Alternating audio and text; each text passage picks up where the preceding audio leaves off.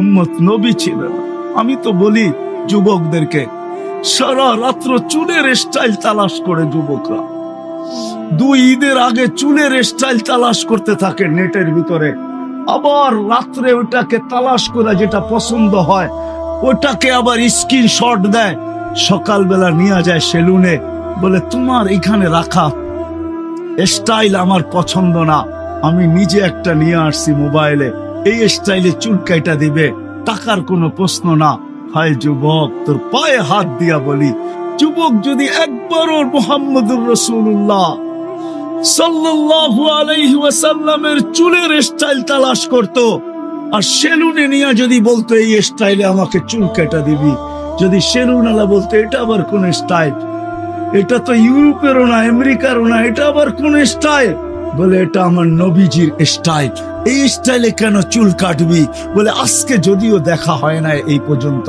জানি না বাকি জীবন স্বপ্নে দেখবো কি দেখবো না, কিয়ামতের দিন অবশ্যই দেখা হবে, যেদিন দেখা হবে ওই দিন যেন হাত পাতা সুযোগ হয়, ওই দিন যেন বলতে পারি হারিসুম বিল মুমিনিনা রাউফুর রহিম, আপনি তো রাউফ ছিলেন, আপনি তো রহিম ছিলেন, আপনি তো হারিসুম বিল মুমিনিন ছিলেন, আমি জীবনভর কিচ্ছু করতে পারি না, শুধু আপনার স্টাইলে একবার চুল কাটছি, আমাকে কি দিবেন দেন না। আমি তো এটাই কাঁদি যে যুবক যদি জীবনে একবারও নবীর স্টাইলে চুল কাটতো, মা বোন যদি জীবনে একবার ফাতেমার স্টাইলে সাজতো, সাজে তো আমার সমাজের মা বোনরা সাজে, বাসর রাতে সবাই সাজে, কেউ পার্লারে সাজে, কেউ গ্রামের মহিলা সাজায়, কেউ কাউকে বান্ধবীরা সাজায়, কাউকে ঘরের মানুষ সাজায়, কেউ নিজে নিজেই সাজে। হয় বাসর রাত্রের সাজটা যদি ফাতেমার মতো হইতো, আমার জাতির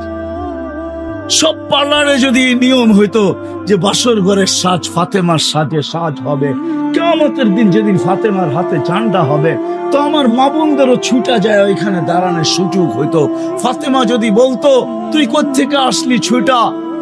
তখন বলার সুযোগ হইতো কিছু তো করতে পারি না জীবনে, কিন্তু বাসর রাতের শ্বাসটা তোমার মতো ছিল,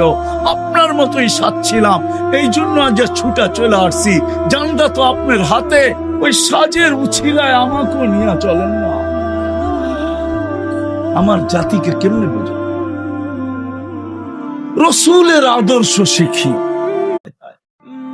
উম্মত নবী ছিলেন। আমি তো বলি যুবকদেরকে,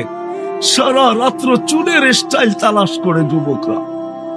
2 ঈদের আগে চুলের স্টাইল তালাশ করতে থাকে নেটের ভিতরে,